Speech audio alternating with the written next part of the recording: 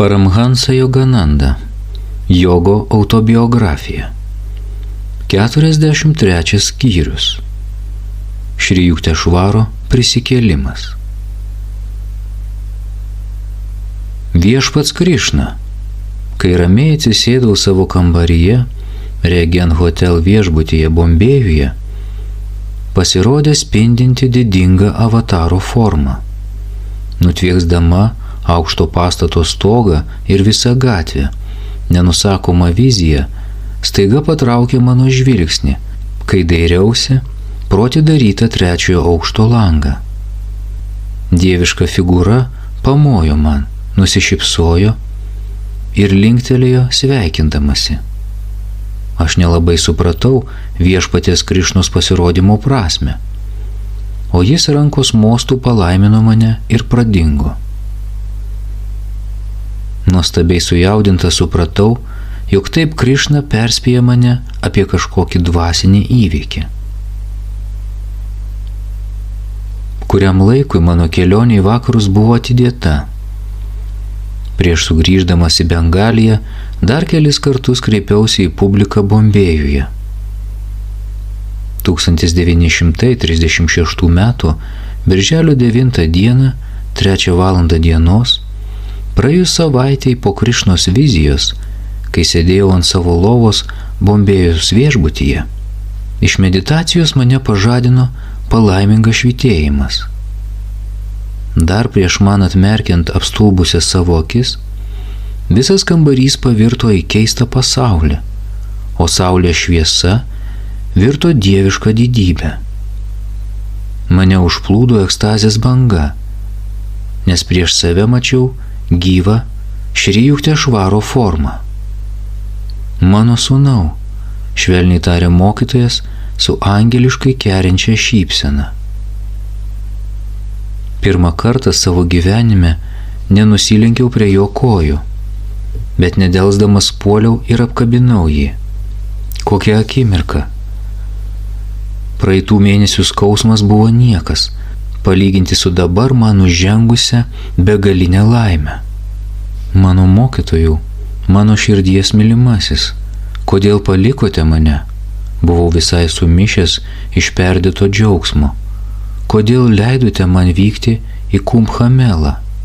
Kaip smarkiai aš kaltinu save, kad palikau jūs. Aš nenorėjau trukdyti tau pamatyti piligrimystės centrą, kur pirmą kartą sutikau Babadžį. Palikau tave tik trumpam. Argi vėl nesu su tavimi? Bet ar tai jūs, mokytojau, tas pats dieviškasis liūtas? Argi tai tas pats kūnas, kurį palaidojau po negailestingų purio smėlių? Taip, mano vaikė, aš esu tas pats. Tai tikras mėsos ir kraujo kūnas. Nors aš suvokiu jį kaip eterinį, tau jis vis tiek bus fizinis. Iš kosminių atomų aš sukūriau visiškai naują kūną, visiškai panašų į tą kosminių svajonių kūrinį, kurį savo svajonių pasaulyje palaidojai po svajonių smėlių puryje. Aš iš tiesų atgimiau tik ne Žemėje, bet astralinėje planetoje. Jos gyventojai daug labiau nei šios planetos žmonija atitinka kilnius mano siekius. Ten būti su manimi vieną dieną atvyksi ir tu bei tavo mylimieji. Nemirtingasis guru, papasakokite man daugiau. Mokytojas greitai ir linksmai sukikeno. Prašau, brangusis, tarė jis, ar negalėtum šiek tiek nusiraminti, bet tik truputį. Buvau apkabinęs jį lyg aštunkojo čiuptuvais, atpažinau tą patį silpną, kvapnų ir natūralų aromatą, kuris ir anksčiau buvo būdingas jo kūnui. Jaudinantis dieviško jo kūno prisilietimas vis dar pulsuoja mano delnuose, kai prisimenu šią nepaprastą akimirką. Pranašai siunčiami į žemę padėti žmonėms išvalyti fizinę savo karmą, taip ir mane Dievas pasiuntė tarnauti astralinėje planetoje gelbėtojų, paaiškino Šri Juktešvaras. ji vadinama Hiranjaloka arba apšviestoji astralinė planeta. Ten padedu aukštesnio lygmens būtybėms atsikratyti astralinės karmos ir taip išsilaisvinti nuo astralinių atgimimų. Hiranjalokos gyventojai labai išsivystę dvasiškai. Visi jie praeitoje žemiškoje inkarnacijoje per meditaciją įgijo galių sąmoningai palikti fizinį savo kūną mirties metu. Ne vienas negali patekti į Hiranjaloką, jei mirties metu žemėje iš Sabvikalpa Samadhi neperėjo aukštesnį lygmenį Nirvikalpa Samadhi. Pastaba. Sabvikalpa Samadhi būsenoje praktikuotojas jau yra gerokai pažengęs dvasiškai ir atradęs tam tikrą vidinį susiliejimą su Dievu, tačiau dar negali pasireikšti kosminė jo sąmonė, išskyrus statišką transo būseną. Nuolatos medituodamas, jis pagaliau pasiekia aukštesnę Nirvikalpa Samadhi būseną, kur laisvai juda pasaulyje ir atlieka išorinę savo pareigas, neprarasdamas Dievo realizacijos. Pastabos pabaiga.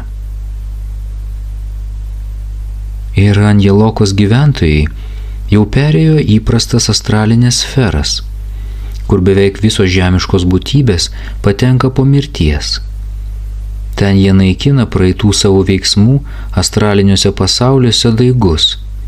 Tokį atpirkimo darbą astraliniuose pasauliuose veiksmingai gali atlikti tik aukštesnio lygmens būtybės. Paskui, norėdamas dar daugiau išlaisvinti savo sielas iš karminių pėdsakų kokono, apsigyvenusių astraliniuose jų kūnuose, šios aukštesnės būtybės pagal kosminį dėsnį su naujais astraliniais kūnais atgimsta Hiranjalokoje, astralinėje saulėje arba dausuose, kur aš atgimiau padėti jiems. Hiranjalokoje irgi yra aukšto lygmens būtybių, kurios atvyko ten iš aukštesnių, subtilesnių, kauzalinių pasaulių. Mano protas dabar taip puikiai dėrėjo su mano guru protu, kad jis perteikė man savo pasakojimą tiek žodžiais, tiek ir mintimis, todėl aš greitai perpratau koncentruotas jo idėjas. Šventraščiuose tu skaitei, tęsė mokytojas, kad Dievas sėkmingai apgyvendino žmogaus sielą trijuose kūnuose. Idėjoje arba kauzalinėme kūne, subtiliame astralinėme kūne, kuris yra protinės ir jausminės žmogaus prigimties buveinė, ir grubiame fizinėme kūne. Žemėje žmogus naudojasi fiziniais jutimo organais. Astralinė būtybė dirba su savo sąmonė, jausmais ir iš gyvybės tronų sudarytų kūnų. Pastaba. Šri Juktešvaras vartojo žodį prana, tačiau aš išverčiau jį gyvybės tronai. Hinduizmo šventraščiai mini ne tik subtilias elektroninės energijas anu atomas ir paramanu anapus atomo, bet ir prana, kūrybinę gyvybės tronų galę. Atomai ir elektronai yra akla energija, prana iš prigimties protinga. Pavyzdžiui, spermatozoiduose ir kiaušinėliuose esantis gyvybiniai pranos tronai, remdamėsi karmos dėsniu, valdo embriono raidą. Pastabos pabaiga. Kauzalinį kūną turinčios būtybės gyvena palaimingame idėjų pasaulyje. Mano darbas siejasi su tomis būtybėmis, kurios ketina įžengti į kauzalinį pasaulį. Nuostabusis mokytojau, papasakokite daugiau apie astralinį kosmosą. Nors Šri Juktešvarui paprašius šiek tiek atlaisvinau savo glėbį, mano rankos vis dar buvo apkabinusios jį. Visų brangenybių brangenybė, mano guru, kuris juokdamasis iš mirties atėjo aplankyti manęs. Yra daug astralinių planetų, knibždėti knibždančių astralinėmis būtybėmis, pradėjo pasakoti mokytojas. Iš vienos planetos į kitą tokie gyventojai keliauja pasitelkę astralinės priemonės arba šviesos masę, kuri yra daug greitesnė už elektrą ar radioaktyvias energijas. Astralinė visata, sukurta iš įvairių subtilių šviesos ir spalvų vibracijų, yra 100 kartų didesnė už materialų kosmosą. Visas fizinis pasaulis, palyginti su milžinišku šviečiančiu astralinės sferos balionu, atrodo lyg mažas kietas krepšelis. Kaip ir daugybė erdvėje klajojančių fizinių saulių bei žvaigždžių, egzistuoja ir nesuskaičiuojamos astralinių saulių bei žvaigždžių sistemos. Jų planetos siejasi su astralinėmis saulėmis bei mėnuliais, daug nuostabesniais už fiziškuosius. Astraliniai šviesuliai primena šiaurės pašvaistę. Saulėta astralinė aušra daug nuostabesnė už švelniai spinduliuojančią mėnulio pašvaistę. Astralinė diena ir naktis daug ilgesnės už žemiškąsias. Astralinis pasaulis yra ypač nuostabus, švarus, tyras ir tvarkingas. Čia nėra jokių mirusių planetų ar nederlingų žemių, jokių pasaulietiškų defektų, piktžolių, bakterijų, vabzdžių, gyvačių. Skirtingai nuo įvairiausių Žemės klimatų ir sezonų, astralinėse planetose visada yra vienoda pavasariška temperatūra, su retkarčiais iškrentančių baltų, šviečiančių sniegų ir įvairiausių spalvų lietumi. Astralinėse planetose gausu opalo spalvos ežerų, skaidrių jūrų ir vaivorykštinių upių. Įprastoje astralinėje visatoje, nesubtiliajame astralinėme Hiranjelokos rojuje, gyvena milijonai astralinių būtybių, gana neseniai atvykusių iš Žemės, dar gausybė elfų, undinių, žuvų, gyvulių, piktųjų dvasių, nykštukų, pusdievių ir dvasių, gyvenančių daugybėje astralinių planetų pagal savo karminę lemtį. Įvairiausiuose rutulio pavidalo rūmuose pilna gerųjų ir piktųjų dvasių. Gerosios gali laisvai keliauti, tačiau piktosioms yra nustatytos labai griežtos ribos.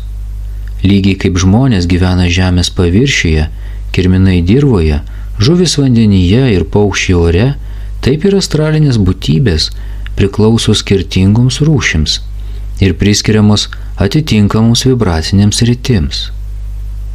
Puolę angelai, išvaryti iš kitų pasaulių, dažnai kariauja tarpusavyje gyvybės tronų bombomis ar proto mantrų vibraciniais spinduliais. Pastaba. Mantra. Tai giedami garsai, lyg iššauti proto koncentracijos ginklų. Puranuose, senovinės šastruose arba traktatuose yra aprašyti tokie mantriniai karai tarp devų ir asūrų, dievų ir demonų. Kartą vienas asūras pamėgino pakirsti devą galingų giedojimų, tačiau dėl klaidingo tarimo mentalinė bomba virto bumerangu ir užmušė patį demoną. Pastabos pabaiga. Šios būtybės gyvena tamsos gaubiamuose žemojo astralinio kosmoso regionuose ir naikina piktą savo karmą. Plačiose virš tamsaus astralinio kalėjimo esančiose erdvėse viskas spindi ir yra nuostabu. Astralinis kosmosas daug natūraliau suderintas su dieviškąja valia ir tobulybės lygmenimis nei Žemė.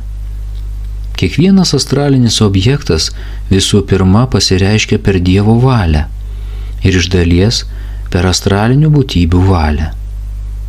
Jos turi galią keisti ar didinti puikiasias bet kokių viešpatės sukurtų objektų savybės ir formą. Astraliniams savo vaikams jis suteikia laisvę ir teisę savo valia keisti ar tobulinti astralinį kosmosą.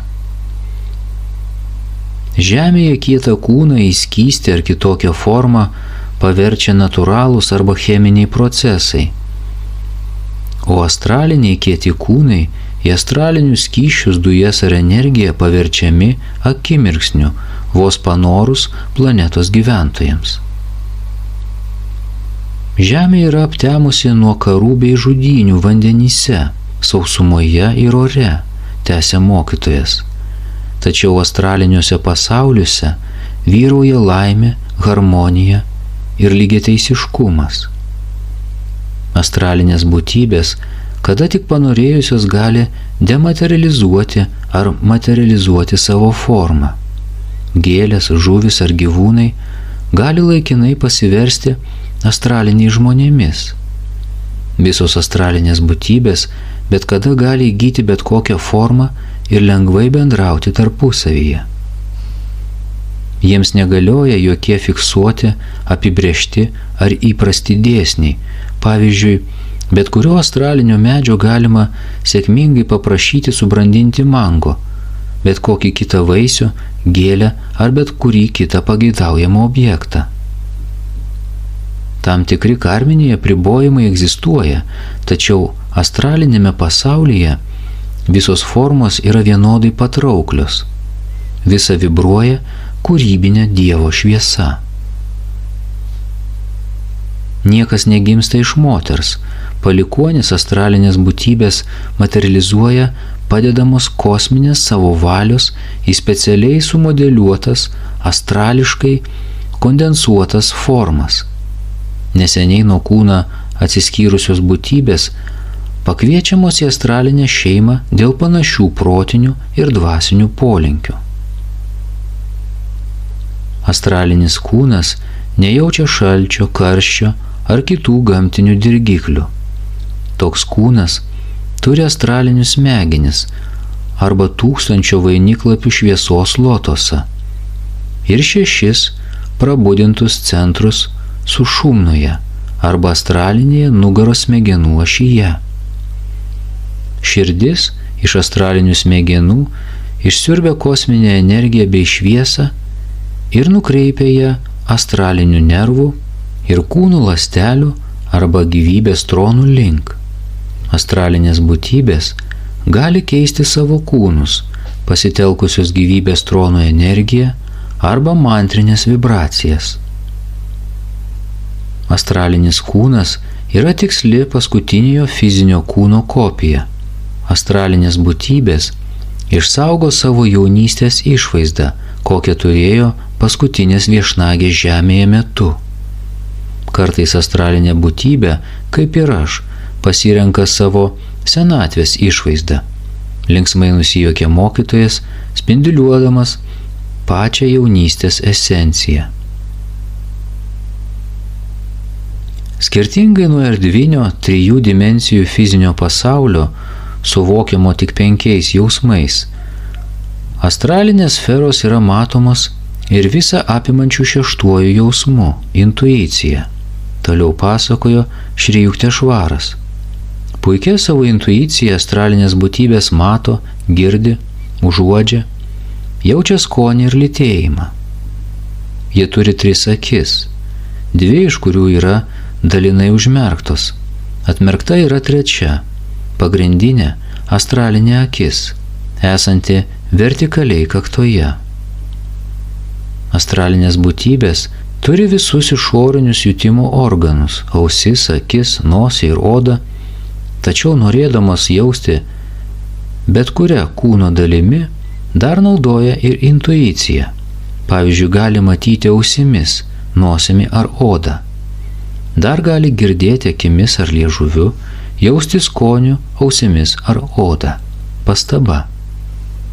Netgi Žemėje netrūksta tokių galių pavyzdžių, pavyzdžiui, Helenos Keller ir kitų retų asmenybių atveju. Pastabos pabaiga.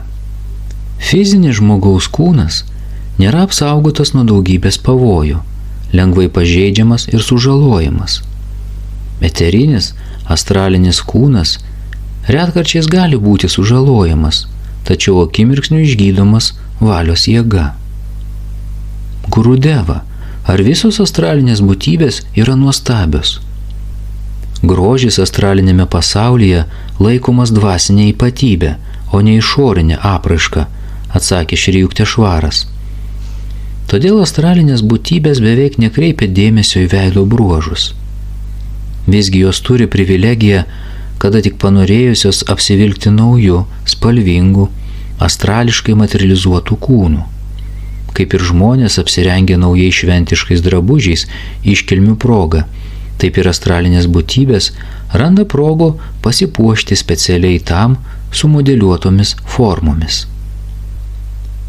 Kai būtybė dėl dvasinės pažangos išsilaisvina iš astralinio pasaulio ir dėl to yra pasirengusi įžengti į kauzalinio pasaulio rojų, aukštesnio lygmens astralinėse planetose, tokiuose kaip Hiranjaloka, vyksta linksmos astralinės iškilmės.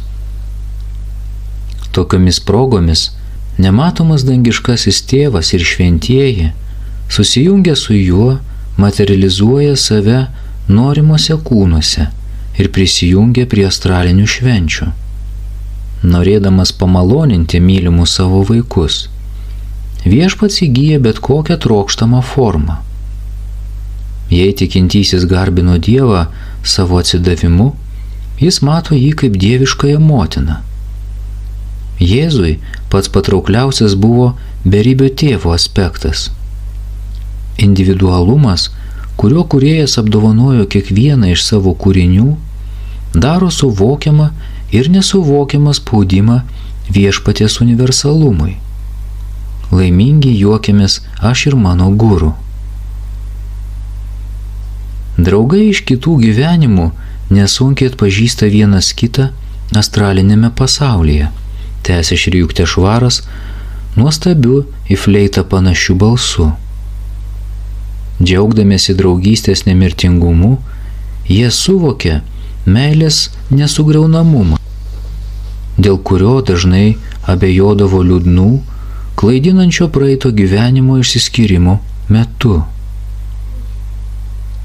Astralinių būtybių intuicija perskrudžia šydą ir stebi žmonių veiklą žemėje. Tačiau žmogus negali matyti astralinio pasaulio, jei šeštasis jo jausmas nėra išvystytas. Tūkstančiai žemės gyventojų labai trumpai matė astralinę būtybę ar astralinį pasaulį. Aukšto lygmens Hiranjalokos būtybės daugiausia laiko praleidžia ekstazėje ilgos astralinės dienos bei nakties metu. Padeda spręsti painias kosminės vyriausybės problemas ir išperka sūnų palaidūnų, negalinčių pakilti nuo žemės sielas. Miegodamos Hiranjalokos būtybės retkarčiais mato astralinės pasakiškas vizijas. Jų protai paprastai yra susikoncentravę į sąmoningą aukščiausią Nirbikalpo palaimą. Bet kurios astralinio pasaulio dalies gyventojai visgi nėra apsaugoti nuo proto kančių. Jautrus aukštesnių būtybių protai planetose, tokiuose kaip Hiranjaloka, jaučia tikrą skausmą, jei padaroma kokia nors elgesio ar tiesos suvokimo klaida.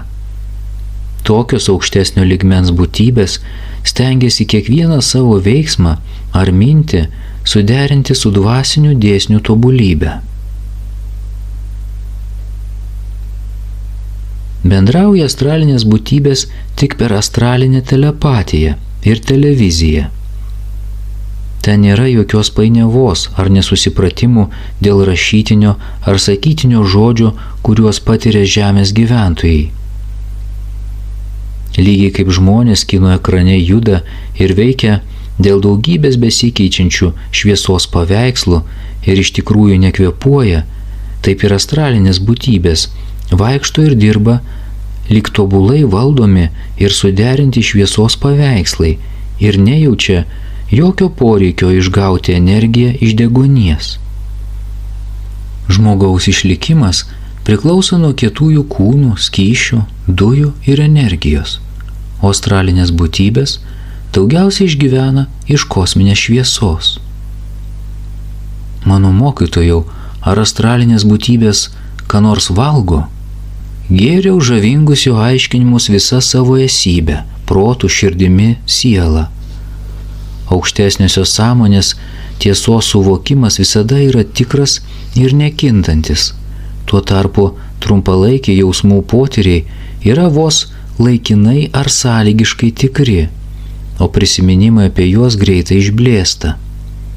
Mano guru žodžiai taip tvirtai užsifiksavo mano esybėje, jog kiekvieną kartą perkelę savo sąmonę į aukštesnę būseną, aiškiai dar kartą išgyvendavau dievišką potyrį. Astralinėje dirvoje gausu šviečiančių į spindulius panašių daržovių, atsakė jis. Astralinės būtybės valgo daržovės ir geria nektarą, trykštantį iš galingų šviesos fontanų ir iš astralinių upokšnių bei upių. Lygiai kaip nematomas žmonių formas žemėje galima išgauti iš eterio, pamatyti per televizijos aparatą ir vėliau vėl atiduoti erdvę, taip ir Dievo sukurtas, nematomas ir eteryje klajojančias astralinės daržovių bei augalų formas, astralinės būtybės į savo planetą pritraukia savo valios jėga. Tuo pačiu būdu pačios keiščiausios tokių būtybių fantazijos materializuojamos į ištisus kvepiančių gėlių sodus ir paskui vėl grąžinamos į eterinę nematomybę. Nors tokių dangiškų planetų kaip Hiranjeloka gyventojai yra praktiškai laisvi nuo būtinybės valgyti, kauzalinėme pasaulyje gausu absoliučių, beveik galutinai išsilaisvinusių sielų, kurios nevalgo nieko, išskyrus palaimos maną. Nuo žemės išsilaisvinusi astralinė būtybė sutinka daugybę giminaičių, tėvų, motinų, žmonų, vyrų ir draugų, įgytų nesuskaičiuojamų inkarnacijų žemėje metu, kurie kartas nuo karto pasirodo įvairiausiose astralinio pasaulio dalyse. Pastaba. Kartą Budos paklausė, kodėl žmogus turėtų vienodai mylėti visus kitus žmonės. Didis mokytojas atsakė, nes per daugybę įvairių kiekvieno žmogaus gyvenimų kita būtybė vienu ar kitu metu jam buvo artima. Pastabos pabaiga. Todėl jis sutrinka ir nežino, ką mylėti labiau, dėl to išmoksta dieviškai ir vienodai mylėti visus, kaip individualią Dievo išraišką. Nors artimųjų išorė gali ir pasikeisti dėl naujų savybių įgytų praeito gyvenimo metu, astralinė būtybė daugiau ar mažiau pritaiko niekada neklystančią savo intuiciją kituose būties lygmenyse buvusiems artimiesiems atpažinti ir jiems pasveikinti atvykus į naujus jų astralinius namus. Kiekvienas kūrybos atomas visiems laikams yra apdovanotas individualumu, todėl astralinis draugas bus atpažintas nepriklausomai nuo to, kokį drabužį dėvės, lygiai kaip ir žemėje, atidžiai stebint galima atpažinti, bet kaip užsimaskavusi aktorių. Pastaba. 8 pagrindiniai elementai, persmelkiantis visą kūrybos pasaulį nuo atomo iki atomo, yra žemė, vanduo, ugnis, oras, eteris, judėjimas, protas ir individualumas. Bhagavad Gita 7.4. Pastabos pabaiga. Gyvenimo trukmė astralinėme pasaulyje yra daug ilgesnė nei žemėje. Normaliai išsivysčiusios astralinės būtybės gyvenimas trunka nuo 500 iki 1000 metų, matuojant žemiškaisiais laiko skaičiavimo standartais. Tam tikras rausvos medienos medis pergyvena kitus 1000-mečiais, kaip ir kai kurie jogai gyvena kelius šimtus metų, nors daugelis žmonių miršta nesulaukia 60. Todėl ir kai kurios astralinės būtybės gyvena ilgiau nei įprasta astralinėme pasaulyje. Astralinio pasaulio lankytojai gyvena čia ilgiau ar trumpiau priklausomai nuo fizinės jų karmos, kuri konkrečiu metu vėl meta juos atgal į žemę. Astralinė būtybė neturi kovoti su mirtimi, palikdama švytinti savo kūną. Visgi daugybė šių būtybių šiek tiek nervinasi, pagalvojusios, kad astralinę formą reikės kažkada pakeisti į subtilesnę kauzalinę. Astralinėme pasaulyje nėra prievartinės mirties, ligų ir senatvės. Šios trys baimės yra žemiškasis vargas, kur žmogus leido savo sąmoniai beveik galutinai susitapatinti su trapiu fiziniu kūnu, gyvenančiu tame pasaulyje ir visiškai priklausomų nuo oro, maisto ir miego. Fizinę mirtį rodo nutrūkęs kvėpavimas ir kūno ląstelių irimas. Astralinė mirtis pasireiškia gyvybės tronų arba akivaizdžių energijos vienetų, kurie ir formuoja astralinių būtybių gyvenimą išsisklaidimu. Fizinės mirties atveju būtybė praranda savo kūno sąmonę ir pradeda suvokti subtilų savo kūną astralinėme pasaulyje. Astralinės mirties atveju būtybės sąmonė vėl keliauja iš astralinės gimimo ir mirties sąmonės į fizinio gimimo ir mirties sąmonę. Tokie pasikartojantis astralinio ir fizinio įsikūnijimų ciklai yra neišvengiama nenušvitusių būtybių lemtis.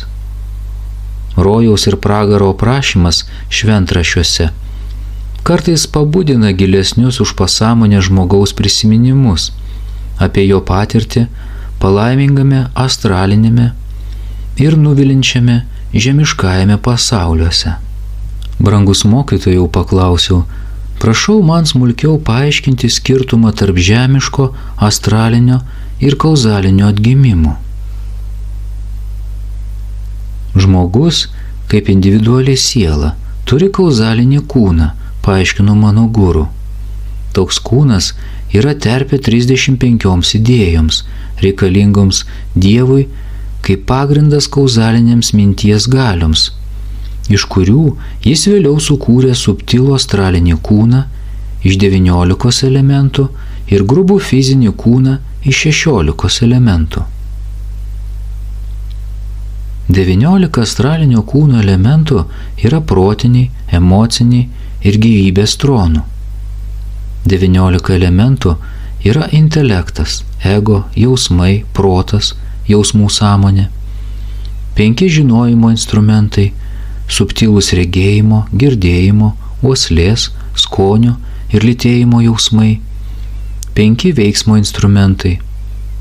Analogija vykdomosioms proto galimybėms daugintis, šalinti, kalbėti, vaikščioti ir dirbti fizinį darbą. 5 gyvybinės jėgos instrumentai, suteikiantis galę kristalizuotis, absorbuoti, šalinti, veikti medžiagų apykaitai ir cirkuliuoti. Toks subtilus astralinis kūnas iš 19 elementų pranoksta mirtį fizinio kūno, sudaryto iš 16 grubių, metalinių ir nemetalinių elementų. Dievas gerai apgalvojo įvairias idėjas ir išreiškė jas svajonėse. Tokiu būdu atsirado kosminės svajonės valdovė, papuošta milžiniškais ir begaliniais reliatyvumo elementais.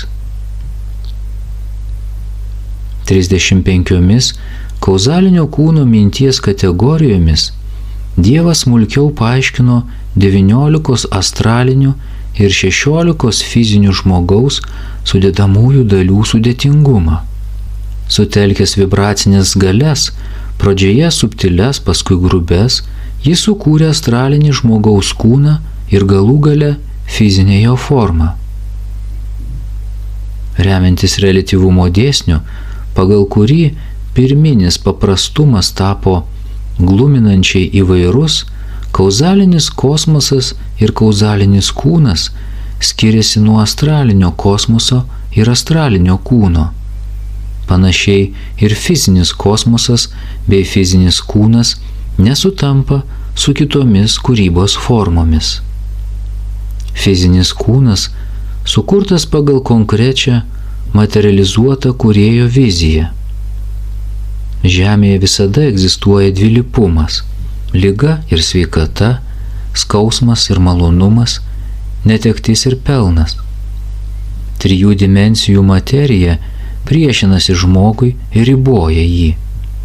Kai žmogaus troškimą gyventi rūsčiai sudrebina liga ar kitos priežastis, ateina mirtis.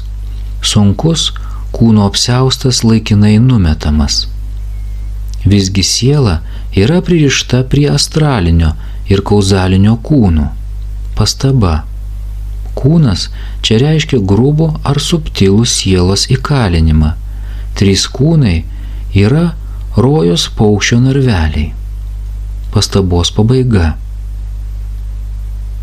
Visus 3 kūnus jungianti jėga yra noras. Neišsipildžiusių norų jėga yra bet kokio žmogaus vergystės šaknis. Fizinių troškimų priežastis yra egoizmas ir jausminiai malonumai. Jausmų atstumimas ar trauka yra daug stipresni už astralinio prisirišimo ar kauzalinio suvokimo galias. Astraliniai troškimai koncentruojasi į vibracinio pobūdžio malonumus.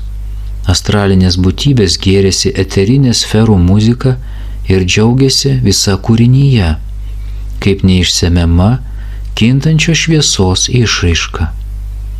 Astralinės būtybės gali užuosti, ragauti ar paliesti šviesą. Astraliniai troškimai tokiu būdu yra susiję su astralinių būtybių gebėjimu suvokti visus objektus ir potyrius kaip šviesą ar kaip koncentruotas mintis bei svajones. Kauzaliniai troškimai patenkinami tik suvokimu.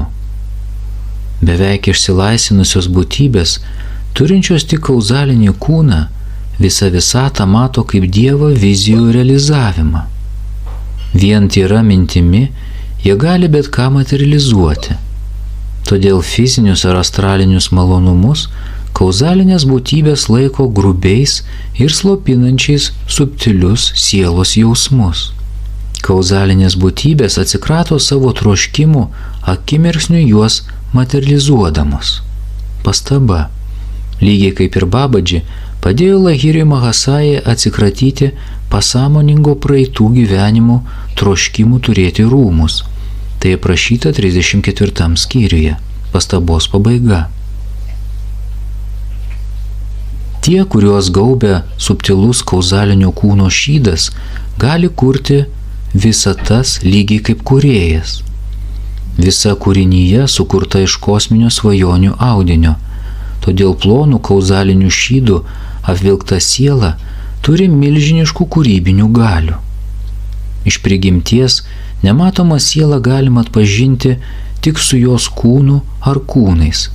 Pats kūnas reiškia, kad jo buvimo priežastis yra nepatenkinti troškimai. Pastaba. Jis atsakė, kur bus lavonų, ten sulėks ir maitvanagiai. Lukas 17:37. Kur tik sielą varžo fizinis, astralinis ar kauzalinis kūnas, ten troškimų ereliai, besinaudojantys žmogaus jausmų silpnybę ar astraliniais bei kauzaliniais prisirišimais, irgi susirenka sielos įkalinti. Pastabos pabaiga. Kol žmogaus siela yra varžoma 1, 2 ar 3 kūnų konteinerių, sandariai uždaryta nežinojimo ar troškimo kamščiu, jie negali pasinerti į dvasios jūrą. Kai grubę fizinę talpyklą sunaikina mirties kūjis, 2 kiti apvalkalai, astralinis ir kauzalinis, vis dar neleidžia sielai sąmoningai prisijungti prie visagalio gyvenimo. Kai per išmintį nugalimi visi norai, jos galia sunaikina ir 2 likusius apvalkalus. Mažytė žmogaus siela pagaliau išsilaisvina ir susilieja su beribė erdve. Pirmos dalies pabaiga.